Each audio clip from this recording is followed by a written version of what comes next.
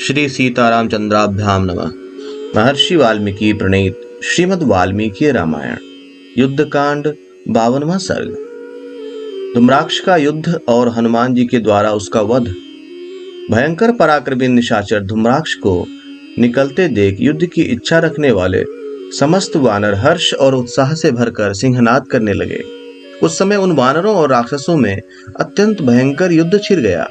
वे घोर वृक्षों तथा शूलों और मुद्गरों से एक दूसरे को चोट पहुंचाने लगे। राक्षसों ने चारों ओर से घोर वानरों को काटना आरंभ किया तथा वानरों ने भी राक्षसों को वृक्षों से मार मार कर धाराशाही कर दिया। क्रोध से भरे हुए राक्षसों ने अपने कंक पत्र युक्त सीधे जाने वाले घोर एवं तीखे बाणों से वानरों को गहरी चोट पहुंचाई। राक्षसों द्वारा भयंकर गदाओं, पट्टिशों, कूट, मुद्गरों, घोर परिघों और हाथ में लिए विचित्र त्रिशूलों से विदीर्ण किए जाते हुए वे महाबली वानर अमर्ष जनित उत्साह से निर्भय की भांति महान कर्म करने लगे।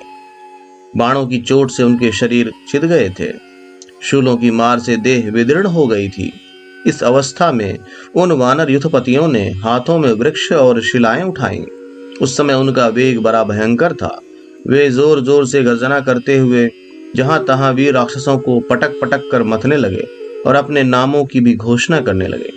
नाना प्रकार की शिलाओं और बहुत सी शाखा वाले वृक्षों के प्रहार से वहां वानरों और राक्षसों में घोर एवं अद्भुत युद्ध होने लगा।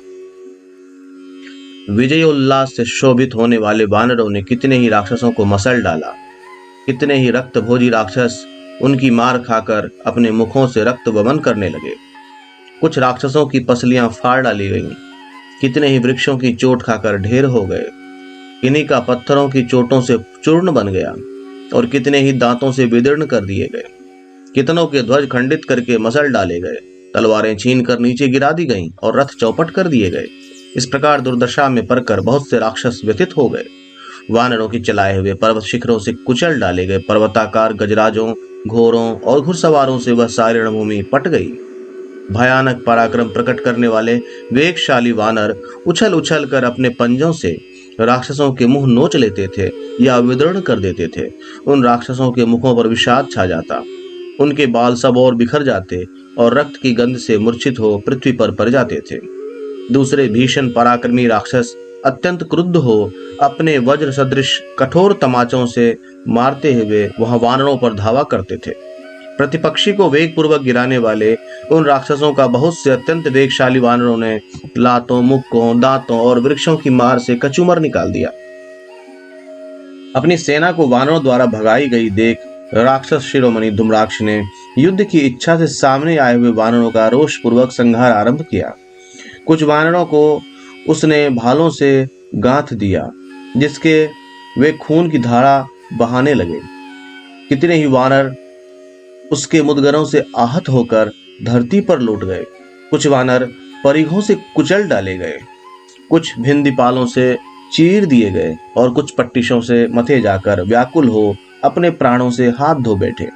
कितने ही वानर राक्षसों द्वारा मारे जाकर खून से लथपथ हो पृथ्वी पर सो गए और कितने ही क्रोध से भरे राक्षसों द्वारा युद्ध स्थल में खदेड़े जाने पर कहीं भागकर छिप गए। कितनों के हृदय विदीर्ण हो गए। कितने ही एक करवट से सुला दिए गए तथा कितनों को त्रिशूल से विदीर्ण करके धूम्राक्ष ने उनकी आंतें बाहर निकाल दी। वानरों और राक्षसों से भरा हुआ वह महान युद्ध बड़ा भयानक प्रतीत होता था।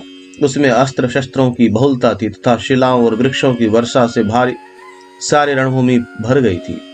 वह युद्ध रूपी गांधर्व अद्भुत प्रतीत होता था। धनुष की प्रत्यंचा से जो टंकार ध्वनि होती थी वही मानो वीणा का मधुर नाद था। हिचकियां ताल का काम देती थीं और मंद स्वर से घायलों का जो कड़ाहना होता था वही गीत का स्थान ले रहा था। इस प्रकार धनुष हाथ में लिए धूम्राक्ष ने युद्ध के मुहाने पर बाणों की वर्षा करके वानरों को हंसते हंसते संपूर्ण दिशाओं में मार भगाया। धूम्राक्ष की मार से अपनी सेना को पीड़ित एवं व्यथित हुई देख पवन कुमार हनुमान जी अत्यंत कुपित हो उठे और एक विशाल शिला हाथ में ले उसके सामने आए। उस समय क्रोध के कारण उनके नेत्र दुगुने लाल हो रहे थे। उनका पराक्रम अपने पिता वायु देवता के ही समान था। उन्होंने धूम्राक्ष के रथ पर विशाल शिला दे मारी। उस शिला को रथ की ओर आती देख धूम्राक्ष हरबरी में गदा लिए उठा और वेग पूर्वक रथ से कूदकर पृथ्वी पर खड़ा हो गया। वह शिला, पहिए, कुबर, अश्वध्वज और धनुष सहित उसके रथ को चूर चूर करके पृथ्वी पर गिर पड़ी। इस प्रकार धूम्राक्ष के रथ को चौपट करके पवन पुत्र हनुमान ने छोटी बड़ी डालियों सहित वृक्षों द्वारा राक्षसों का संहार आरंभ किया। बहुत तेरे राक्षसों के सिर फूट गए और वे रक्त से नहा उठे।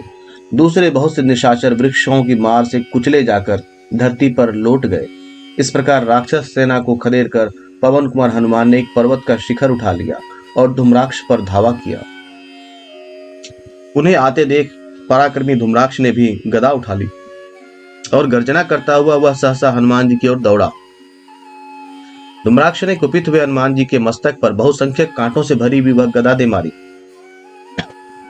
भयानक वेग वाली उस गदा की चोट खाकर भी वायु के समान बलशाली कपिवर हनुमान जी ने वहां इस प्रहार को कुछ भी नहीं गिना और धूम्राक्ष के मस्तक पर वह पर्वत शिखर चला दिया।